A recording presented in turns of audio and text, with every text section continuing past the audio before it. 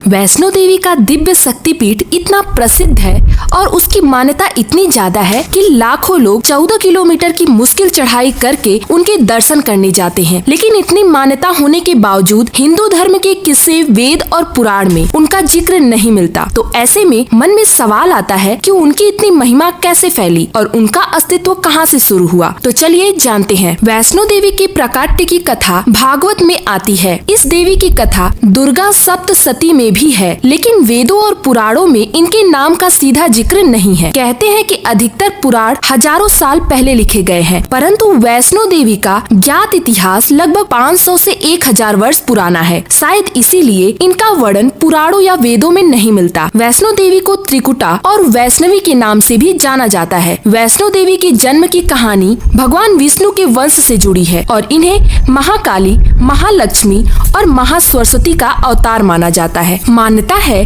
कि वैष्णो देवी का जन्म दक्षिण भारत में रत्नाकर परिवार में हुआ था। उनके बचपन का नाम त्रिकुटा था। बाद में उनका जन्म भगवान विष्णु के वंश से हुआ, जिसके कारण उनका नाम वैष्णवी पड़ा था। तब से ही उन्हें वैष्णो माता कहा जाने लगा। कहते हैं त्रेता युग में माता वैष्णो ने एक राजकुमारी के रूप में जन्म लिया था ताकि वे लोगों का कल्याण कर सके। बाद में उन्हें त्रिकुटा पर्वत पर जाकर तपस्या की, जहाँ समय आने पर उनका शरीर 3 दिव्य ऊर्जाओं में बदल गया। आज के समय में वैष्णो देवी का मंदिर त्रिकुटा पर्वत पर प्राचीन गुफा में स्थित है, जहां वे अपने तीनों महारूपों में 3 पिंडियों के रूप में स्थापित हुई हैं। यही वजह है कि गुफा में माता के 3 रूप दिखाई देने पर भी वे एक नाम वैष्णो देवी के रूप में ज्ञानी और पूजी जाती हैं। एक मान्यता के अनुसार एक बार एक दैत्य राज ने अपनी तपस्या से ब्रह्मा जी को प्रसन्न कर एक वरदान मांग लिया कि तीनों लोक में गर्भ से उत्पन्न कोई भी प्राणी उसे न मार पाए। ब्रह्मा जी से वरदान पाने के बाद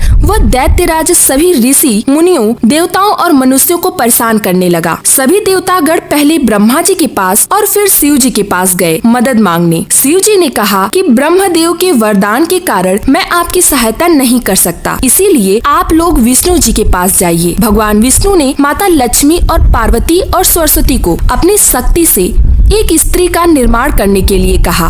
तीनों देवियों ने मिलकर एक नई शक्ति का निर्माण किया, जिसका नाम वैष्णवी रखा गया। वैष्णवी ने ही उस दैत्य का संहार किया। उसके बाद वह वापस विष्णु जी के पास लौट आई। उनसे बोली कि अब मेरा कार्य सिद्ध हुआ, अब आप मुझे अपने भीतर अपने हृदय में स्थान दे। तब विष्णु भगवान ने कहा कि तुम राजा रत्नाकर की पुत्री के रूप में जन्म लेकर धर्म की रक्षा करो, मैं तुम्हें अवश्य मिलूंगा। उसके बाद वैष्णवी ने राजा रत्नाकर की पुत्री के रूप में जन्म लिया और बचपन से ही राम नाम का गुणगान करने लगी।